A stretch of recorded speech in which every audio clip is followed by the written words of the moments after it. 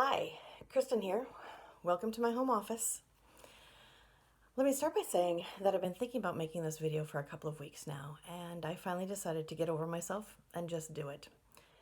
So here I am, and I'm going to tell you a couple things that I've been thinking and a couple things I've been looking at. So a couple weeks ago, when everything started canceling and the world started to tilt, I started thinking about all the things I could do with the extra time I suddenly had.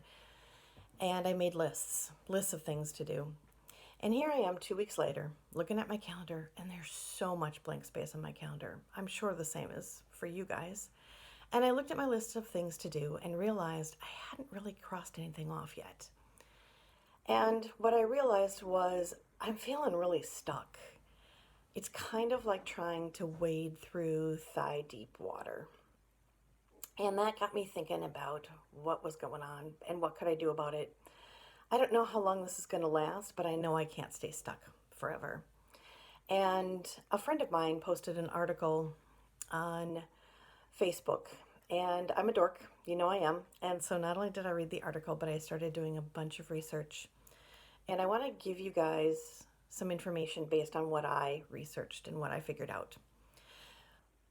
Please forgive me. I wrote down some notes. Anybody that knows me knows that there is always the danger that I will run off following a rabbit down some trail. So I wrote some notes to try to keep myself a little bit more on point.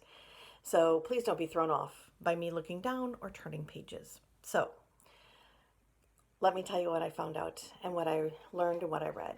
As we know, there's two big things happening right now in the world. Obviously, everybody understands the virus. The virus itself is happening. And not that we understand it, but we know that that's one of the things that's going on. One of the other things that I'm not sure that all of us have dealt with yet is the emotions that we have surrounding all of this. But the reality is, all of the negative emotions that we're feeling right now are just as contagious as that virus. And if we don't acknowledge it, get a hold of it, it's going to become just as toxic to us. So what we know about negative emotions are that they can undermine our ability to think clearly and creatively, which is a problem for those of us that are trainers and writers.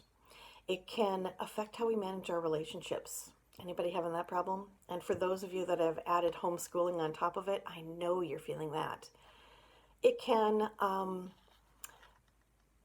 affect how we focus our priorities and how we are making smart or informed choices. And what I learned is that there's this thing called allostatic, I hope I'm saying that correctly, which is, or the allostatic load, which is the physiological response to all of this.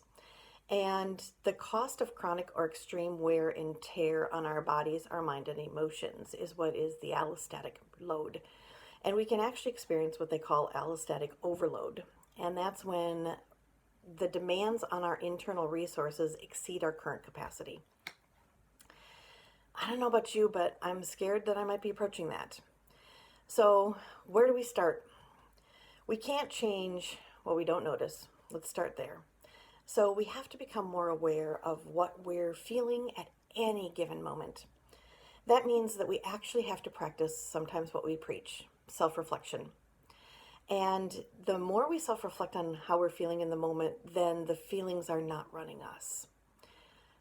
Simply naming the emotion that we're having in the moment gives us some mental distance from them. And if you're like me and can have a tendency to spiral in emotional status, that's a good thing to be able to name it and give ourselves some distance. And another thing we need to do is practice self-calming. Self-calming in the moment, self-calming when we actually slow down long enough to realize how we're feeling. And that's going to allow us to reflect better and to do better and to be better in the moment.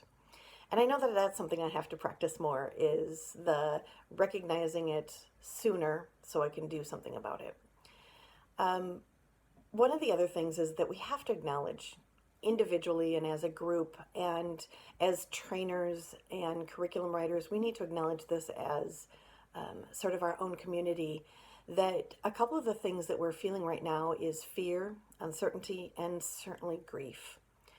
We know that the world has changed. It has. And we mentally know that this might be some version of temporary, but it doesn't feel like that. For all of us that are home, not knowing how long we're going to be home, not knowing what's happening, we don't know. We just know that it's going to be different. And what we are experiencing in the grief world is something called anticipatory grief. That's the feeling we get about the future and what the future holds when we're completely uncertain about the future. It's that idea that there's something bad out there. And our primitive mind knows that the bad is happening, but we don't see it. And the ultimate result of that is that it breaks our sense of safety. And what we're really feeling is that loss of certainty and that loss of safety. And the problem is we're not doing this individually, we're doing this collectively, and that makes it worse. So many of you are aware of all the grief work that's been done. What I would say about this is, as a community of trainers and coaches, we're grieving on a micro level, but we're also kind of grieving on a macro level as trainers and coaches and people that do the work of supporting the people that are doing the work. And so I want to talk a little bit about what I learned about grief, because I learned some new things. We all know about the grief stages, and I want to remind us that the stages aren't linear. We want to think about it as a map to help us scaffold what's going on in the unknown world for us right now. And ultimately, denial, anger, bargaining, sadness, all of those things are there. But ultimately, where we need to get is acceptance. And because that's where the power is.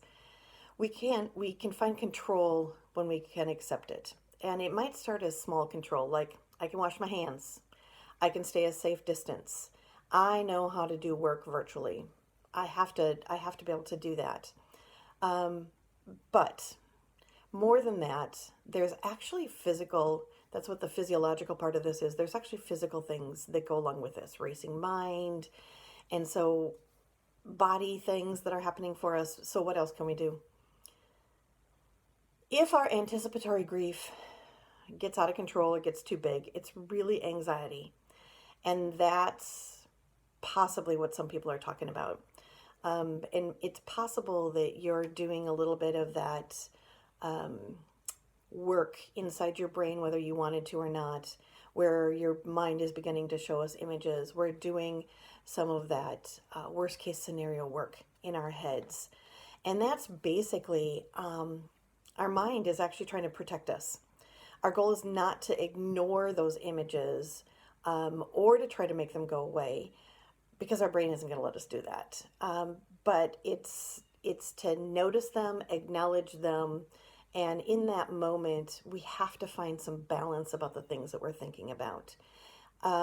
If we give in and spend so much time doing that negative, worst case scenario stuff, we're not going to get very far. We're going to realize that that's what's happening.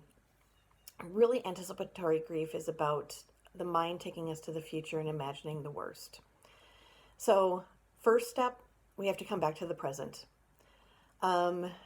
Everybody's talking about meditating, practicing mindfulness, but there are people that don't do that very well. I might be one of them.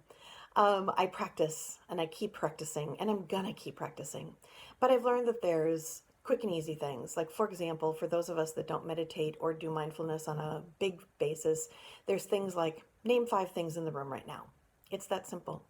And breathe. Realize, this is the present moment. And nothing I've anticipated has happened. And in this very minute, I'm okay. You're okay. We have food. You're not sick. You can use our senses, and we can think about how we feel. It could be, my desk is hard, my office is a mess, whatever, but we can bring ourselves back into the present. And we also have to practice letting go of what we can't control. What our neighbors are doing, oh my God, the neighbors are making me nuts, but I can't control it. And what is in my control is to stay in my house. What is in control is to stay 6 feet away from them and to wash my hands. I have to focus on that. And the last thing that I would say to all of us as we're looking at this is a good time for us to stock up on compassion and empathy. The great news is there's no limited supply of compassion or empathy. And none of us needs to hoard compassion or empathy like toilet paper. We can feel what we're feeling. We can be uncertain. We can be scared. We can have grief. And we can still have compassion and empathy for others and for all of us that are here and that are doing this work. We can feel that for ourselves and for each other. That's something that we can all do, and it will make it better for every one of us. So I don't know what's going to happen. I don't know where the world is going to go. But what I do know is that I have to keep coming back to compassion and fatigue. And so, Miss Carlene, if you're looking at this video or if you've watched this video, would you do me a favor? Would you link the Brene Brown podcast that you had on your personal page? Would you link that under this video? It's an amazing thing to listen to. And for several of us, Brene Brown is somebody we turn to in times of struggle. The other thing I'm going to suggest is that we turn to each other, that we support each other and we lift each other up during this time. Grief is going to come and go. Fear and uncertainty is going to come and go. But what is certain is that we are a community. We're in it together, and we can help support each other and do well. So I think I've rambled long enough. Stay safe, stay well, reach out, support each other, help each other, and for the rest of you, be brave.